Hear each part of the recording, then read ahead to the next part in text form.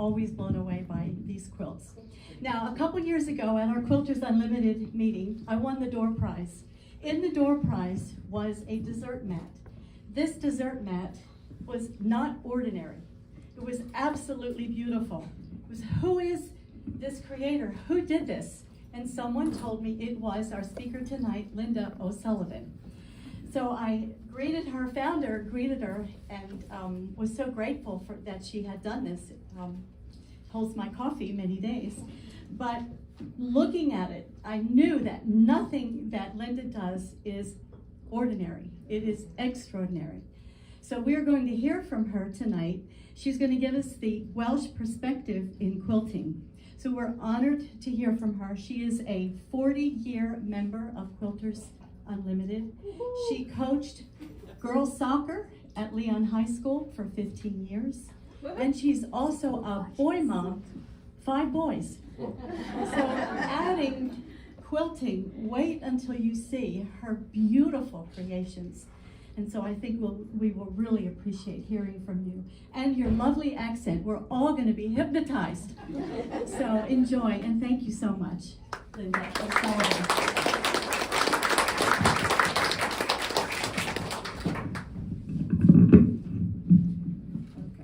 I'd just like to thank you guys for the opportunity of sharing my love of Welsh quilts with you all. I grew up in Wales, and for those of you who are geographically challenged, I have this map that shows Wales.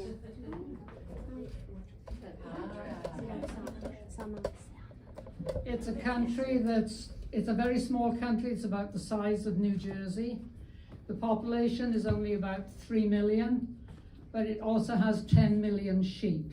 That will become significant as we go along with the story. I came to the States in the early 70s and got caught up in the bicentennial quilt revival. I don't know if you guys all remember that, but I wanted to pursue what I perceived to be an American craft. So I learned to quilt. I had no clue that there was a tradition of Welsh quilting. No clue at all. So I happily carried on making quilts for my family, happily until the 1980s. And just by chance, I discovered Welsh quilts. My husband and I were driving from South Wales to North Wales to visit my aunt. We saw a sign that said quilt show. So I made a hard left. We turned into the little town of Llanidloes, which is a beautiful market town in mid Wales surrounded by mountains and sheep farms. The quilt show was being held at the Minerva Centre, which we found, and it was a ramshackle, run-down old building. And I thought, oh no, this quilt show is going to be so lame. But when I went inside, they had on display between 20 and 30 Welsh whole cloth sateen quilts. I had never seen anything like it before. It took my breath away, and I was smitten. I was bound and determined to find out more about Welsh quilts. I discovered that there are 3 main categories of Welsh quilts. There are the old woolen quilts, the cotton patchwork frame quilts, and then thirdly, the whole cloth sateen quilts. Kind of like this one. When I talk about a whole cloth quilt, that's what I'm talking about there, where the stitching tells the whole story. Okay, so my quilting story begins in the early 1800s in Wales.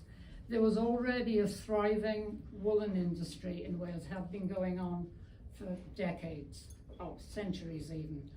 The geography of Wales, it has lots of mountains and fast-flowing streams, so lots of small woolen mills that were water-powered grew up.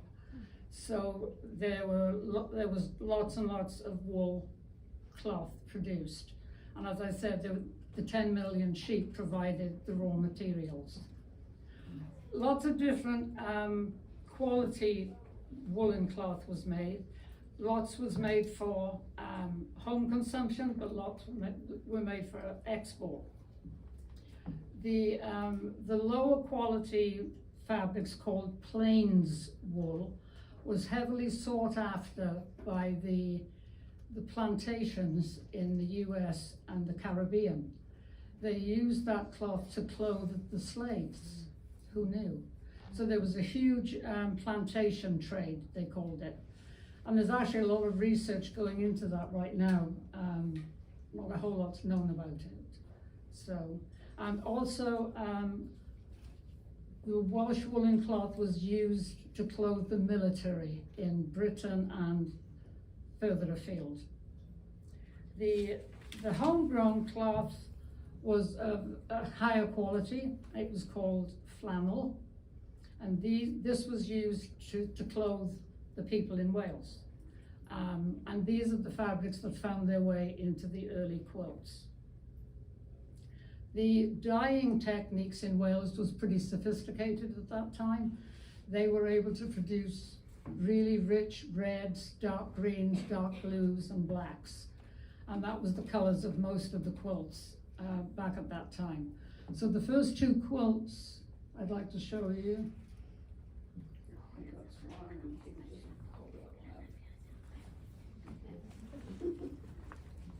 Okay, this first quilt here is a very typical quilt that was made in Wales at the time, the reds and blacks.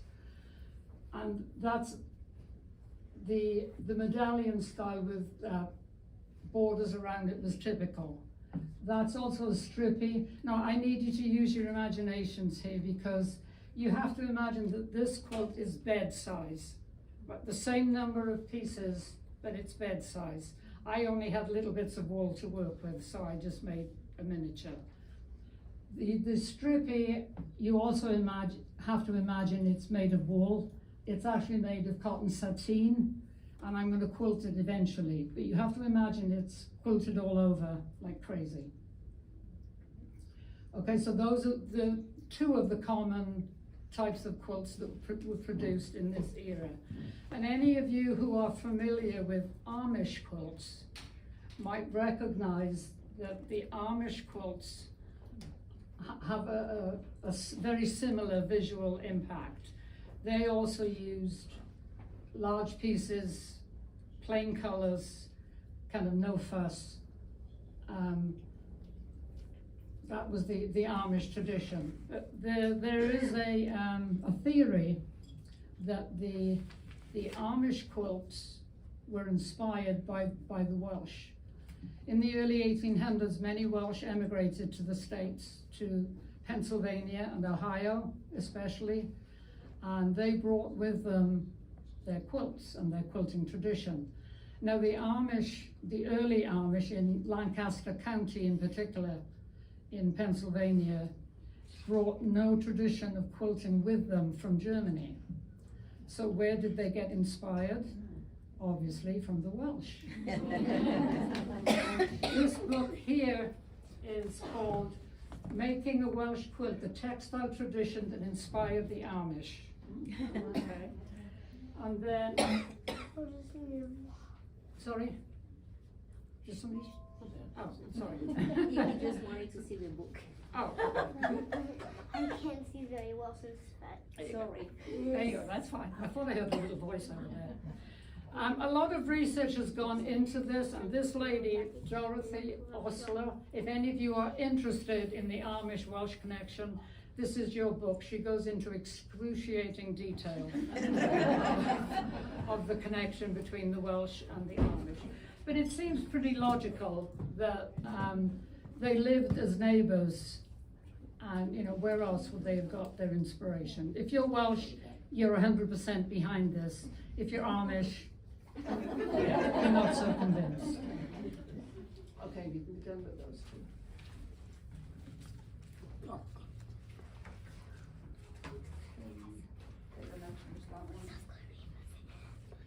This is just a Welsh sampler that I made, but you can see again that it could be mistaken for an Amish quilt. The only difference is the Welsh quilting is different, and I'll get into the Welsh patterns later. if you turn it around, you can't really see the quilting on the front, but you can kind of see it on the back when the light hits it. Maybe you can't see it from back there. But again, that's a Welsh medallion quilt, but it could just as easily be an Amish quilt. Okay, we're done on that one. There was a lot of to and froing back and forth to Wales. So when the Welsh ladies got back to Wales, they brought with them the tradition of the pieced block. So I just made this. This is a replica of one of the quilts that's in one of the books. It just shows the pieced blocks surrounded by the rectangles of different tweeds, which is also a very typical quilt that they made. They used the tailor's samples to enhance the quilt. This one isn't quilted yet, and I don't know if I ever will quilt it, because the only problem with using the wool to piece, you can imagine the seams are so thick that it's hard to hand quilt through. But I mean, the ladies back in the day they must have had wrists of steel to get through all the layers. But anyway, so that's a later quilt. In Wales, they didn't make that many block quilts, but they did become popular for a while. Okay, we're done with that one.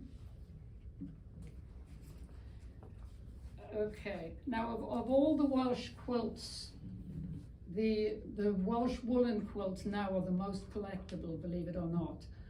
They turned out to be sort of Cinderella quilts. They were not reckoned to at all. They didn't have much worth.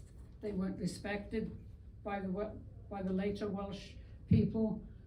But nowadays they are the most sought after, and they hang in art galleries, believe it or not. So, okay, anyway, now we get on to the second category of quilts, which is the cotton patchwork. In the 1840s, the roller printed cottons became much more available and more affordable. So the ladies in Wales decided they would use the cottons rather than the wools, because they were much lighter, easier to handle. So a lot more patchwork went on with smaller pieces. But the Welsh quilts, they tended not to adopt the block and sashing format like the American quilts. They made what they called frame quilts. We would call them medallion quilts, which has a center motif and lots of borders or frames around them. I don't have any antique samples, but I did make a couple. Okay, this first one is called the Brecon Star, although I didn't actually do the star in the middle. But anyway, again, it's a typical center motif with frames around it. And most of my pieces are even, and they all kind of match up. But typically the Welsh piecing was not terribly precise. If they got to a corner and they were short, they just put another piece in, and what the heck. So it was much more free form. If you turn it around, again, the quilting was done, you didn't follow the piecing like in American quilting. You follow the patchwork with the quilting. This one was quilted all over, sort of ignoring the patchwork. You treat it as a whole cloth quilt. Okay, we're done with that one. Okay, the next one, this is another frame quilt that I made. You can see it, the center is sort of a mini Welsh quilt, and it has the typical Welsh quilting in it. I know you probably can't see it, but it has the center medallion and the fans. Then I didn't really quilt this the Welsh way, because I followed the patterns of the piecing when I did the quilting, which is not authentic, but it's much easier. So I did the borders of the swallows in flight, the flying geese, and then the outer border I quilted with spirals. And I don't know that you can turn it around. Sometimes you can see the quilting on the back, but like I said, the light has to hit it before you can see. Can you see it a little bit? Okay. Yeah. All right. So that's a frame quilt. Okay, I have one more frame quilt. This is just a top that I made. This is a replica of one of the quilts that was in one of the books. The quilt in question was made in 1807 by Mary Jones, and she was 15 years old. Anyway, I just made a replica of it. You can see this, it's called a frame quilt because there is a sort of a centerpiece, which is the hexagons. And again, they're sewn together haphazardly. There's no rhyme or reason to. Typically, here you would make what they call a grandmother's flower garden. You're probably familiar with that, where you have a dark center and light colors around, but these are just all over the place. And then she has the two frame borders and the outer border. Okay, so that's another frame quilt. Okay. Okay, by the mid 1800s, no, okay, we're done with that. We're in the late 1800s, so okay. By the late 1800s, the cotton sateen was produced. This was a fine, soft fabric, a little heavier weight cotton, and it had a sheen to it, so that accentuated the quilting, the quilt stitches. They were made in plain colors and in prints. I'm going to hand out, or I'm going to have my, oh, I'm sorry, I didn't introduce my assistants. This is Nick, my son, and John, my son. I'm just going to hand these out. These are bits of quilt that I cut up. I hated cutting them. It was really difficult to do, but I did it. And I'm just going to pass these around so you guys can get a feel for the fabric. So just kind of have a quick feel and pass it on. That sounds a bit rude. You can see that it's the solid satin fabric on the front, and it's a printed fabric on the back. And the filling, the batting, is sheep's wool. Again, those 10 million sheep come into the story. So I'll just carry on as you're passing that around. Okay, there's one type of quilt that kind of tells a neat story. As I said, the one side is sateen, which shows the stitching to perfection. The back side is printed fabric. If somebody was in their sick bed, they would have a quilt over them with the pattern side uppermost. Right, so if things got spilled or it got a bit grubby, it wouldn't show. But if they were getting a visitor, if the priest or the vicar or the doctor or some dignitary was coming to visit, they would flip that quilt over so that the sateen side showed. And these were called invalid quilts. And a lot of them survived because they were made for best. They were only used, for special occasions. So that a lot of those did survive, but they were called invalid quilts. Okay, what makes Welsh quilts unique is the filling, or the wadding as it's called in Britain. We call it batting here, but it's called wadding. And it was almost always sheep's wool or lamb's wool, which was carded to straighten out the fibers, and I'll show you that in just a minute.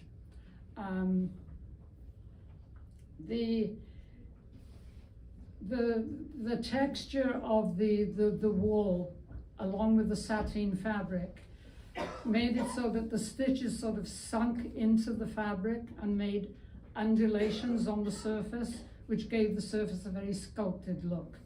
And that's kind of very indicative of a Welsh quilt.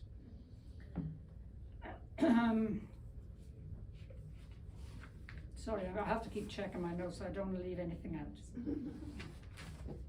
Okay.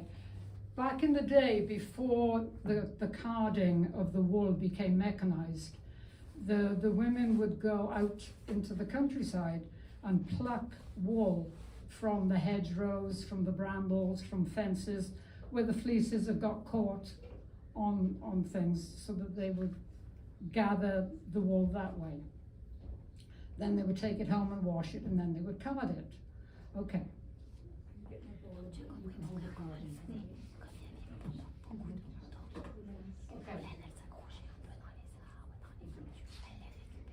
I decided I was going to emulate these ladies, and I was going to go out, and every time my husband and I went for a walk anywhere in Wales, I would always come home with pockets full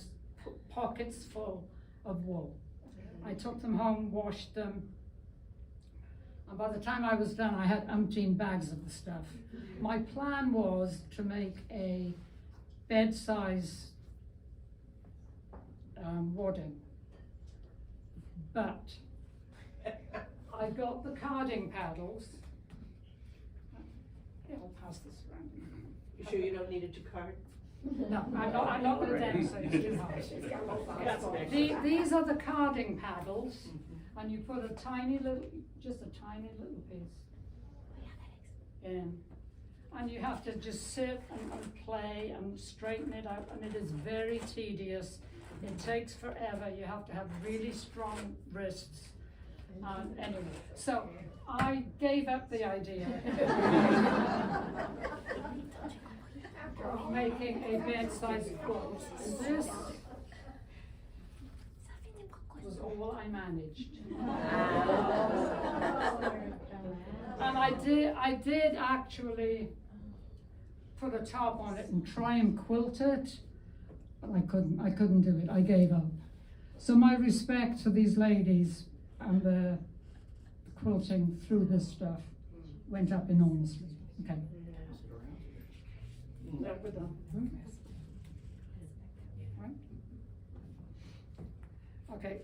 Occasionally, if they didn't have any wool, they would use an old blanket or a thin worn quilt as the batting.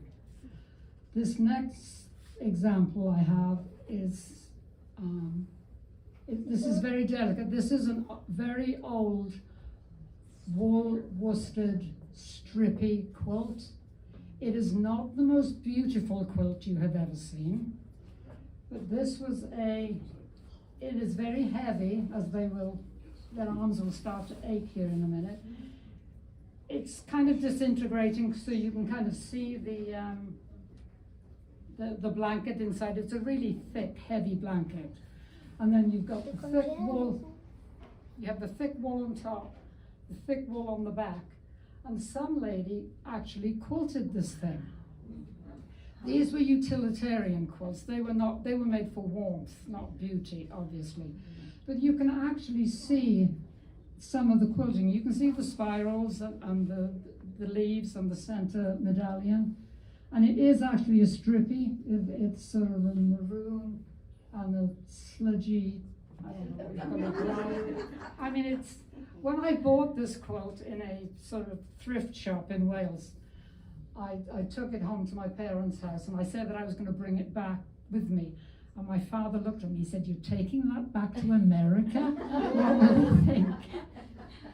Anyway, you can see here where it's come apart. There's the old blanket in there. And like I said, for the utilitarian quilts, they would use an old blanket. They just used what they had for warmth. And not many of these have survived because they were used and they wore out. So I feel kind of special that I managed to salvage one of these. Okay. Like I said, it's very heavy.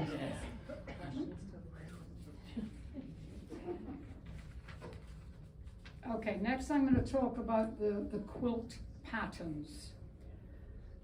All of the Welsh quilting designs are bold, geometric and graphic. There are no sort of flowery, floaty, feathery designs like you'd find in the Durham quilts, for instance, or other quilts in England. And I guess it must just be in my DNA because I'm not a flowery, floaty person either. So, anyway, I'm going to show you, if you can hold up the poster boards first. Okay. This is typically the quilts would have a central motif. Sometimes this one is pretty intricate. It's 4 fans and leaves.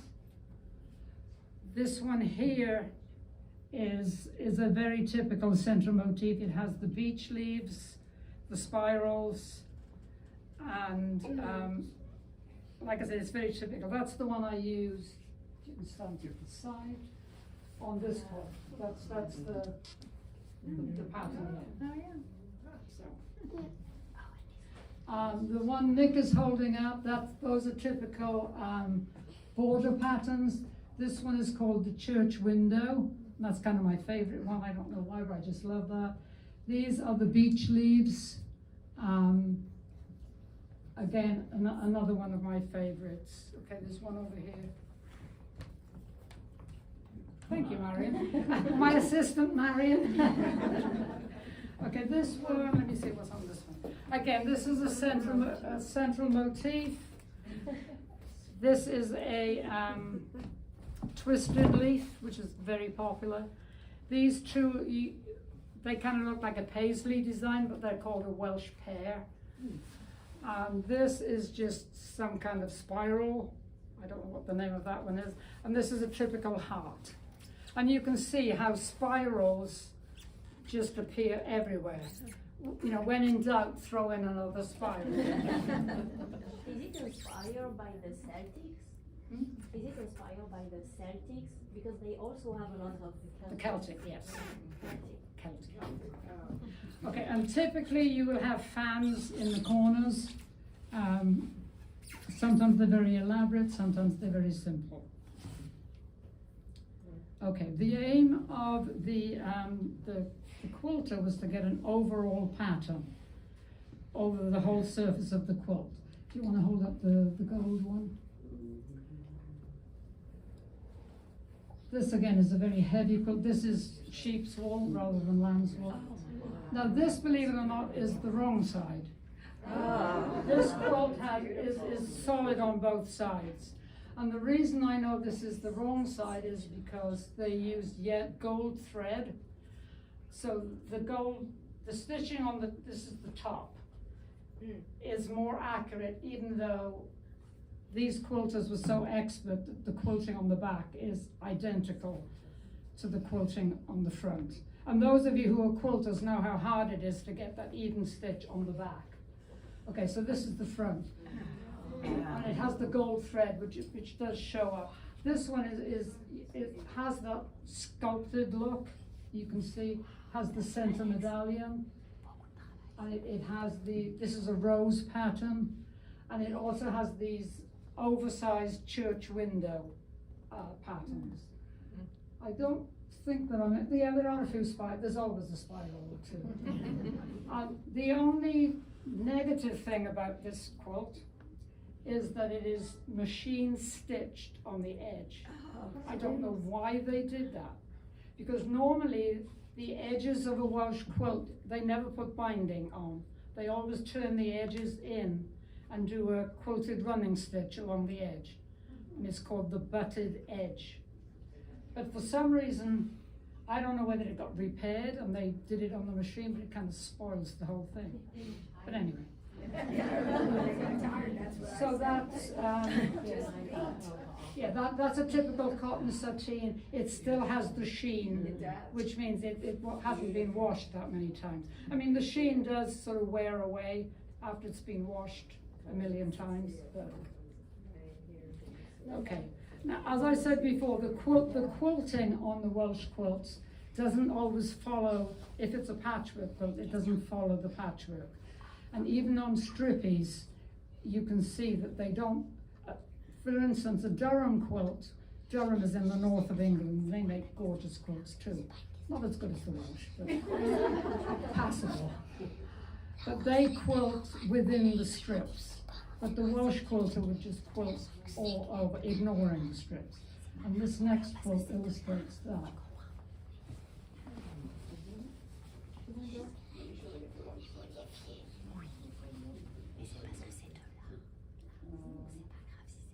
Just the back. Yes, now flip it round.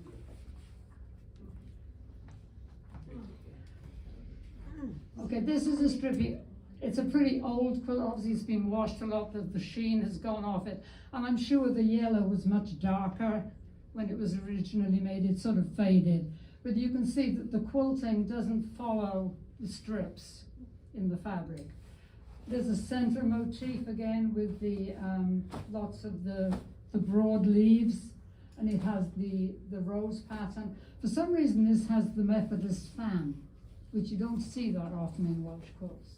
And it has the fans in the corner. I love this quilt. This hangs on my bedroom wall, so I get to look at this every day. Okay, if you turn it around, this one is unusual in that you can't see it very well because the fabrics are so faded, but there is actually a center medallion kind of there. It's kind of pieced. It's in a very pale blue. I'm sure it was a deeper blue at one time. So it's kind of unusual. Like all the quilts were reversible. The stitches on the back, like I said, are almost as good as the stitches on the front. So this is, like I said, a little unusual because it has a different pattern on the back. Okay, so that's a stripping. All right, we're done with that. Okay, the actual quilt stitch. Okay, we don't need that one for a while. Okay, the designs were drawn onto the quilts by the quilters with using tailor's chalk and very rudimentary tools. They used string and chalk to make circles. They did use rulers to kind of square things up, but a lot of the patterns were drawn freehand. They would just draw the outlines and then fill in by hand. And some of the quilting patterns are pretty intricate. The stitch size was not as important to Welsh quilters as it is to us quilters today. In fact, they didn't want the stitch to be too small because if the stitches were too close together, it created a harsh line.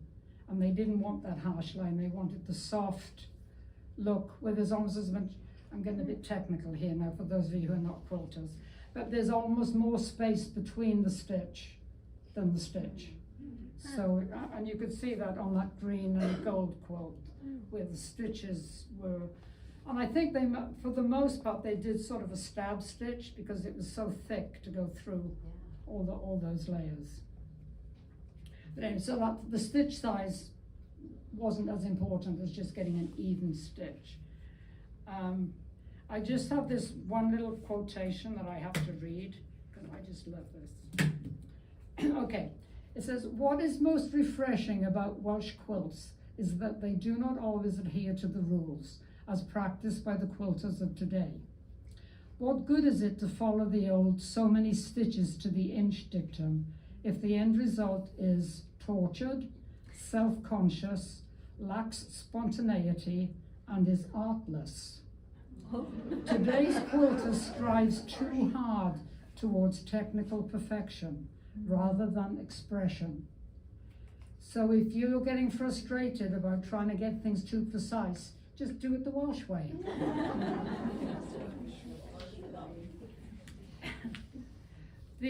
All of the patterns used, I mean, there was a finite number of motifs that we used, but it was the skill and the sort of the whim of the quilter, how she would put all of the motifs together.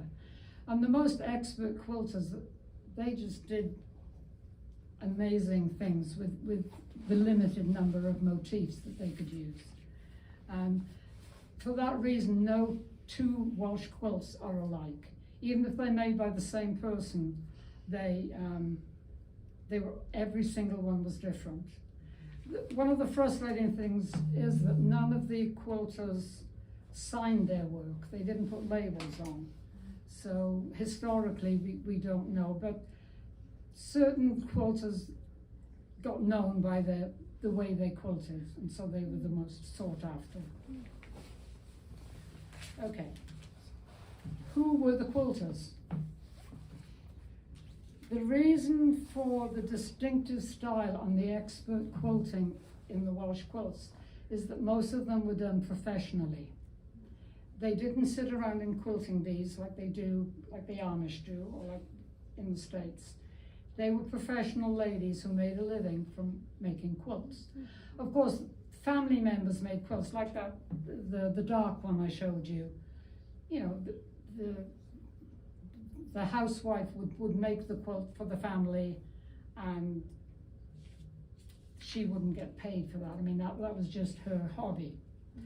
But most of the quilts that have survived were made by these professional quilters, because they were special quilts.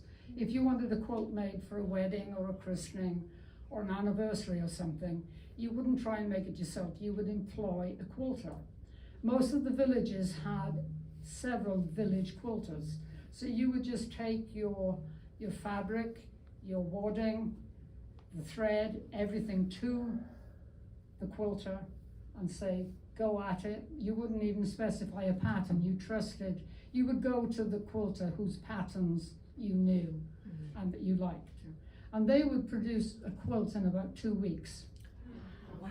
And always hand done. They worked on a frame, pretty exclusively on a frame, very simple frame. But they churned out these quilts pretty fast. And in South Wales, there was a peculiar set of quilters. They were called itinerant quilters.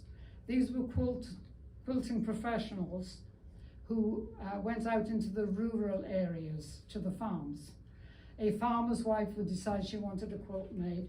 She would get in touch with one of these itinerant quilters. I don't quite know how, but they got in contact. And the quilter would show up just with her expertise. The farmer's wife would provide everything again, the fabric, the wadding, the frame. And she would also feed and house this woman for 2 weeks while she made a quilt. And they also would repair old quilts or whatever was needed in their 2-week time slot. And those of you that have hand quilted a quilt, quilting a quilt in 2 weeks is quite something. They would sometimes have an apprentice with them, but for the most part they worked on their own. And then when they finished farm number 1 quilt, they would move on to farm number 2, and they had a route. They would go once a year, and it was kind of like a social event. The quilter would arrive, and it was a big deal. But that's the reason that a lot of these quilts are so expertly made, is that they were made by professional quilters who were really, really good. The quilting went on in this fashion for years until the outbreak of World War I. That was in 1914. And then the women got involved in the war effort. They didn't have as much leisure time to quilt. And so quilts became, especially after the war, they just became unfashionable. Nobody wanted quilts anymore. And commercially produced bed covers were affordable. So quilting almost disappeared. Was this the end of Welsh quilting, you might ask? It probably would have been if it wasn't for the formation in 1928 of the Rural Industries Bureau. This was set up to encourage craft industries in areas of severe economic depression. And the South Wales coalfield qualified easily. Most of the miners' families lived below the poverty level.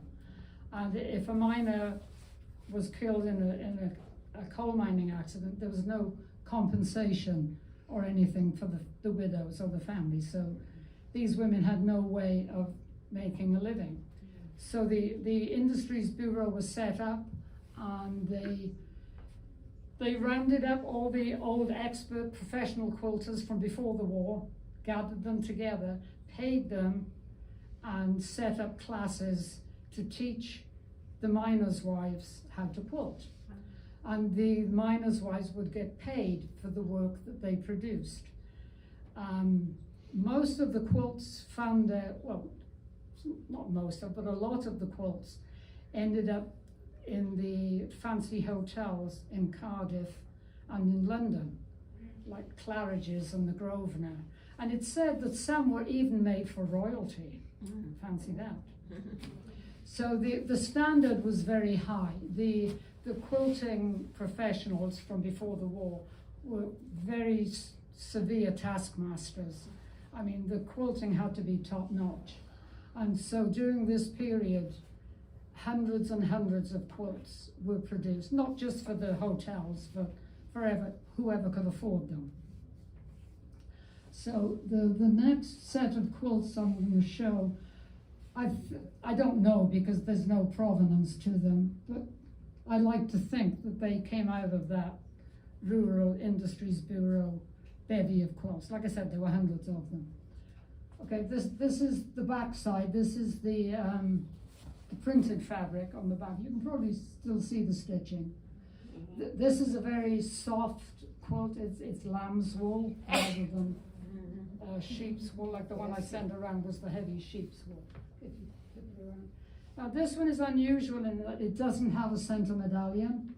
It just has rows of the church window pattern. But I just, this, I'd like you all to be able to feel this quilt. It just feels so soft. And again, it has the typical butted edge, and it's lamb's wool. I can't tell the colour of the thread. Okay, that's that one. Thank you. How am I doing for time? You're good. Got about 15, 20 minutes, so you're fine. Okay, this next one is a much heavier quilt. It's sheep's wool rather than lamb's wool. And again, because of the busyness of the pattern of the fabric, it's hard to see the quilting. Even though the person who quilted it put as much effort into it as if it had been a solid sateen. I mean, you can see, if the light hits it right, there is a center medallion. There are fans, spirals, of course, hearts. They're all there. Now, if you flip this one around, this one is unusual in that it has printed fabric on both sides. And the quilting's even harder to see on this side. But again, it has its charm, and I like it because the quilting is a little mysterious. It's not kind of obvious. You have to look, you know, you just get a light at the side and you can find a lot of the motifs. Okay, that's that one.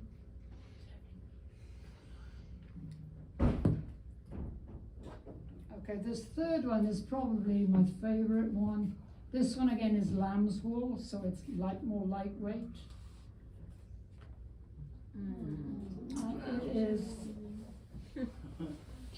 It's really well done. The center motif on this one is not a circle, but it's a diamond.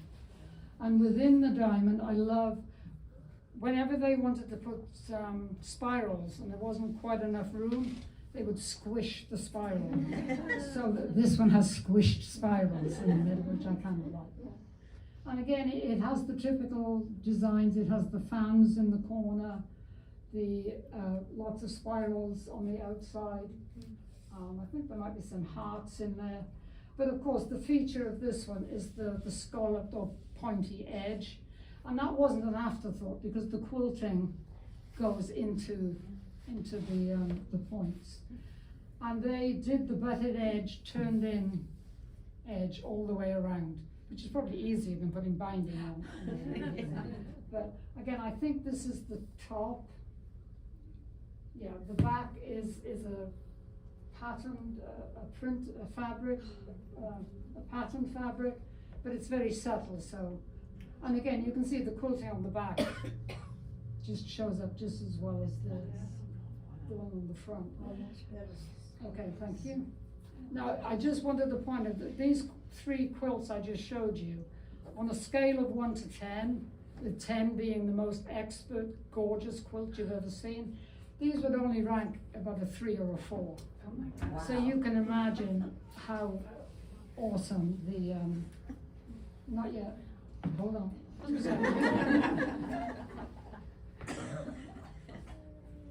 Okay, so this was the resurgence because of the Rural Industries Bureau. And how much that would have progressed, we can only speculate. Because then what happened? World War II. And when World War II hit, again, same deal, the women were called up into the war effort. And during the war and after, the Rural Industries Bureau was abandoned. So there was no more quilting. So quilts all but disappeared from importance. I mean, they were obviously still there, but people disregarded them. They used them for horse blankets, or loft insulation, or tractor covers, or even drop cloths. And this one I'm going to show you is a drop cloth. Okay. The blue, do the blue side up. This again is another of my favorites. This one is, again, it's sheep's wool, so it's very dense. And you can see the paint stains. Can you see that? There's several paint stains. And I was going to try and remove the paint stains, but I thought, no, it sort of tells the story of what the people thought of quilts. They just disregarded them completely. But I love this one. It has the, no, not that one. No, it's this one. Yeah. It has this design in the middle. I don't know if you probably can't see it that clearly, but it does have that in the middle. And it has the hearts, the broad leaves again, and the hearts, the Welsh hearts on the outside. This one is unusual because you notice the edging, you can kind of see it down here, they put cording, which was very unusual. Obviously it's come in the pot, but again, I'm leaving it because that's the way it is. Now if you flip it round, you can see the back side again. The stitching is just as, it has some stains on it again because it was obviously thrown on the floor. What have I done? Oh, you're fine. Did I miss it? All good. It was obviously used as a floor cloth. Can you believe it? And this one has been washed quite a bit because it's kind of, the wall has kind of scrunched up and given it even more dimension. So that's the drop cloth quilt. Okay, we're done. We're done with all of it. Okay, we're not done, but You guys are done. okay, so the interest in Welsh quilts fell apart. I mean, nobody wanted quilts anymore. They did try another revival in the 1950s when the Welsh Folk Museum in St Fagans near Cardiff opened up. This was a folk museum, and they accumulated a collection of old Welsh quilts. And they ran exhibitions, competitions, lots of events to try and promote Welsh quilting. And lots of the old quilters from back in the day entered the competitions, so the quilts that were made were absolutely outstanding. And they're in the collection of the Folk Museum of Wales. They're not on permanent display, you have to have an invitation to see them. But then in 1979, the Quilters Guild of Britain was formed, and they had regional guilds, so there was one in Wales. But I say unfortunately, they didn't promote Welsh quilting. It was American quilting that took over, because all of the magazines and books and teachers and all the information was America related. So it generated a lot of interest in patchwork, but not in the old Welsh traditions. But in the early 1990s, the Quilt Guild of Wales was developed, and this was its headquarters are at the Minerva Centre in Llanidloes, that same rundown, ramshackle place I first discovered Welsh quilts. That is now the centre of Welsh quilts. Obviously, it's been renovated. They had lots of grants. It's a volunteer organisation, but they have lots of grants, and they even have climate-controlled storage for old Welsh quilts. And they work on collecting, restoring, and promoting the old Welsh quilts. So, you know, it's happening again, that people like me and lots of other quilters are trying to reproduce the quilts from the bygone era. And it's kind of appropriate that that quilt centre is developed in the little town of Llanidloes, because believe it or not, in the middle of the town, there is still the Tudor market hall where the fleece trading was done back in the 15th century. And the building is still there. It's a pain because it's the traffic, you know what the traffic is. But anyway. Okay, so no discussion of Welsh quilting would be complete if I didn't mention the efforts of an American lady by the name of Jen Jones, who has done more to promote Welsh quilts than anyone. She was, like I said, an American, born in South Africa, lived in Burma and Guatemala, so she was exposed to colourful textiles. But in her family home in Massachusetts, there were lots of quilts. She grew up with quilts. And she went to college in Vermont, where the Shelburne Museum is. So she just, went to the quilts exhibits there all the time. She was a theatre major, so she moved to she moved to New York first, and then she moved to London with a play that she was in. And there she had the good fortune to meet and the good sense to marry a Welshman. So that brought her to Wales. They moved to mid-Wales in the 70s, where she first set her eyes upon some old Welsh quilts. Well, she fell in love with them immediately. But she was very disappointed to find out how they had no respect. That, I've already talked about people using them to put on their horses and their cows. And in fact, in her book, there's a famous picture of a cow with a quilt on it. It was the cow's blanket. Anyway. Okay, I've lost my train of thought now, talking about the cow. Okay, she was just upset that a strong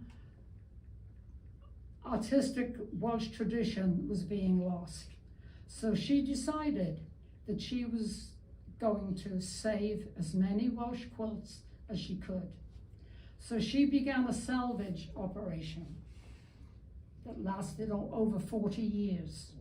She has one of the finest collections in the world of Welsh quilts. She has almost 400 quilts in her collection, including a lot of the old woolen black and red quilts, which are amazing. But she, as I said, single-handedly has saved the Welsh quilt from extinction. The icing on top of the cake was that in 2007, I believe it is, she opened the Welsh Quilting Centre in Lampeter in mid-Wales. Her second husband was a conservation architect and photographer, and also was very wealthy. And with his expertise and her enthusiasm, they bought the old town hall in the middle of Lampeter and completely renovated it and made it into an amazing gallery where she exhibits her quilts. She has a show every summer, which I was fortunate enough to go to 4 or 5 of them. She sometimes will have a guest artist, like my favorite show was when the Cape Fassett quilts hung alongside the Welsh quilts. And believe it or not, they blended so well, it was amazing. Anyway, the K facet stuff always blends with everything. But so this quilt center offers workshops, classes. She has a shop there, and obviously it's the set. If ever you're in Wales, you must go to Lampeter and visit the Welsh Quilt Centre. Also, if you are there, you might want to visit her farm. This is Jen Jones's farm. It's out in a little teeny tiny village called Llanybydder. And you know you're getting there, you go down this little windy road and you see quilts on the hedges, airing. I mean, the sunshine in Wales is not very strong, so it's not going to damage the quilts. So you know you're getting close to her farm when you see these quilts. Okay, you go into the farm, and in her storage room, which is the upstairs of an old 17th century barn, we're talking old stuff here, she has her showroom of quilts for sale.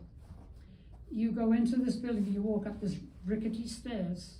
I mean, it's an ancient building. She turns on the light upstairs and it's like Aladdin's cave.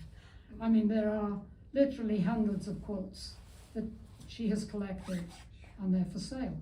So if you want to buy a quilt, you go to Jen Jones. I did buy one there once, but I didn't bring it because they were so expensive and I didn't have much money at the time, so the one I got was kind of sad. But anyway,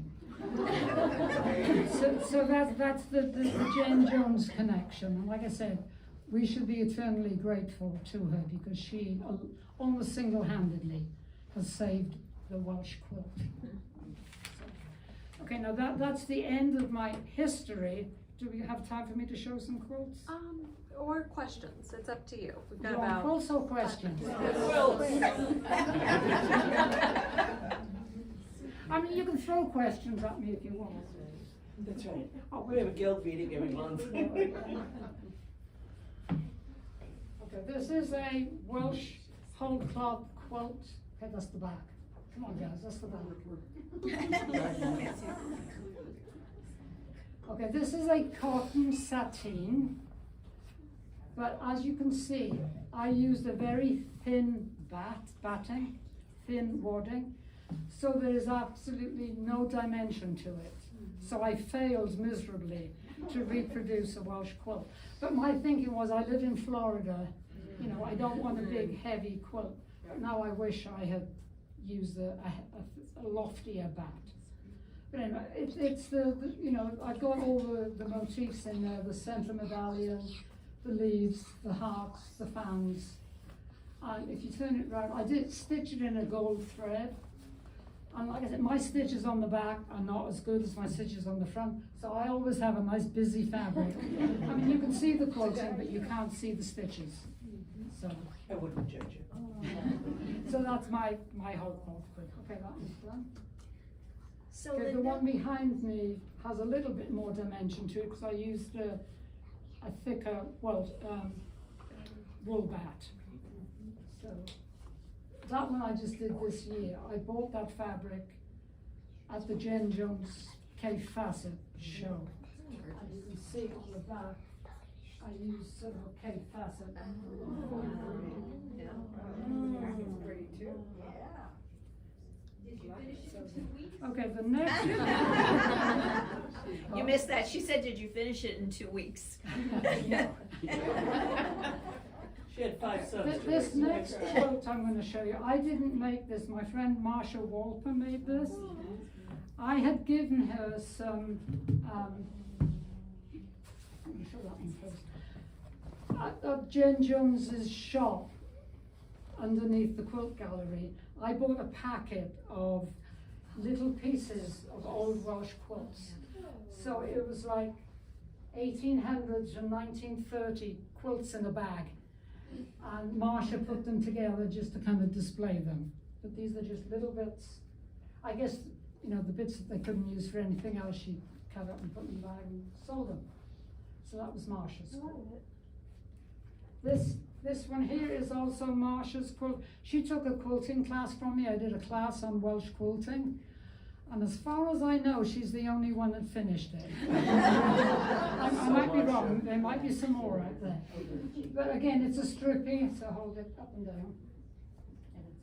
But I had them do the quilting within the strips, which isn't typically Welsh, as you now know, but it was just easier to do it that way in the class. So that's Marsha's quilt. Okay.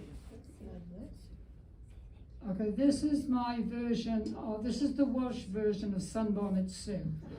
There's a traditional American pattern called Sunbonnet Sue, but these are little Welsh girls dressed in Welsh national costume, and they're holding daffodils, which is the national flower of Wales, and each of them, I've given them each a name.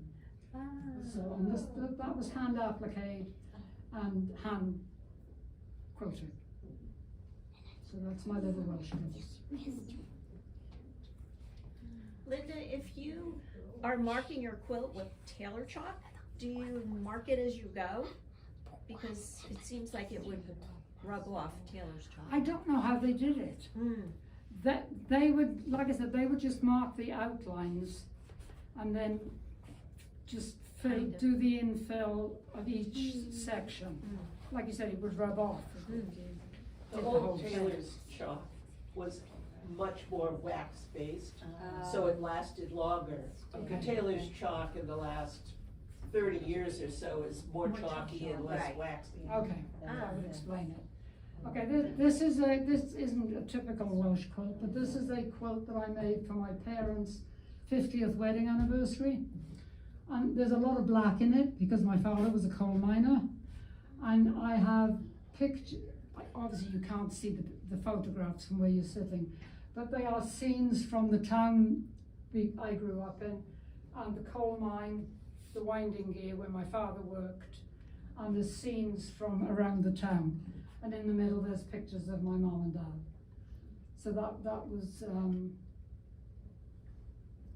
like I said, I'm not sure that I like the crazy quilt pattern anymore, but at the time it seemed appropriate. Yeah. You doing all right for time? Yeah, just 5 more minutes.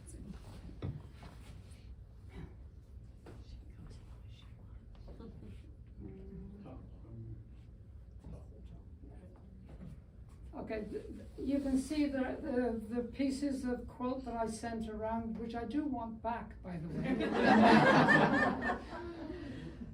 I used the same pieces in this quilt. This again is, this is named Quilters, which is the name of the river where my sons love to play. There are photographs of stone walls. There are pieced stone walls, because in Wales there are the field boundaries are dry stone walls rather than fences.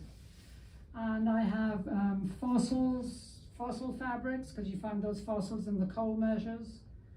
And there's tweed. I put Welsh tweed. So, right, so that's Quilters.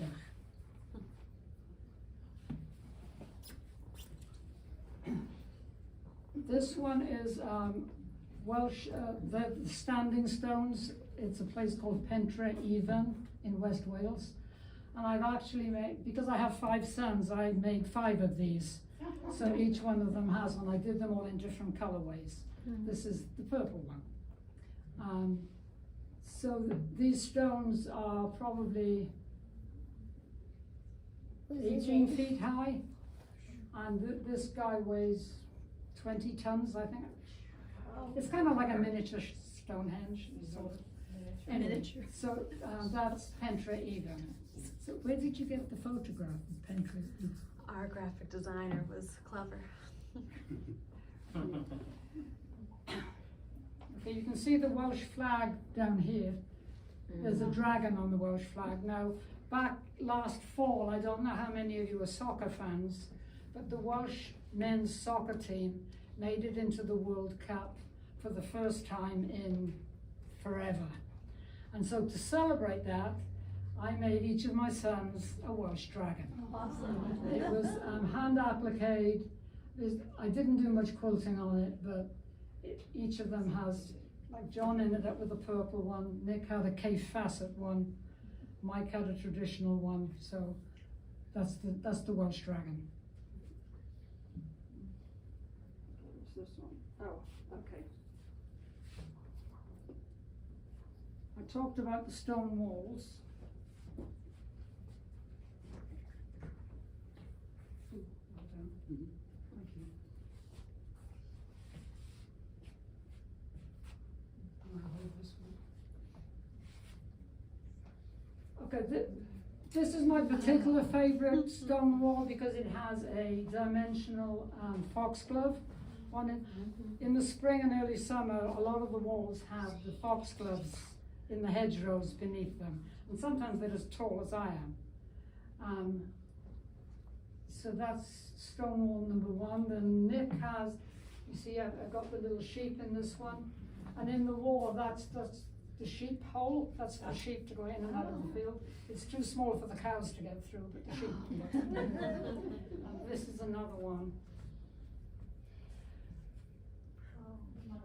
During COVID, I was so sad that I couldn't go back to Wales. That whenever I got a little bit sad, I would make a stone wall. I've made about 36 of these. So you can see I was pretty sad. But anyway, I got over it. So that's the stone walls. Okay, and last but not least, as a tribute to all of those 10 million sheep.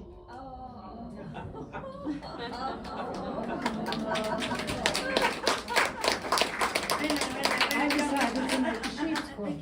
And this one is called Baba Black Sheep because of the black sheep at the bottom. So this just reminds me of Keep it up there. the sheep, the raw materials. Without these guys, none of this would ever have happened. So that's that. Okay, any questions? Do you have time for questions? Yes. One question. No, but hold on. She wants a picture. You can stay after and answer questions as well. We'll just All right. well, let's all thank Linda. Wow.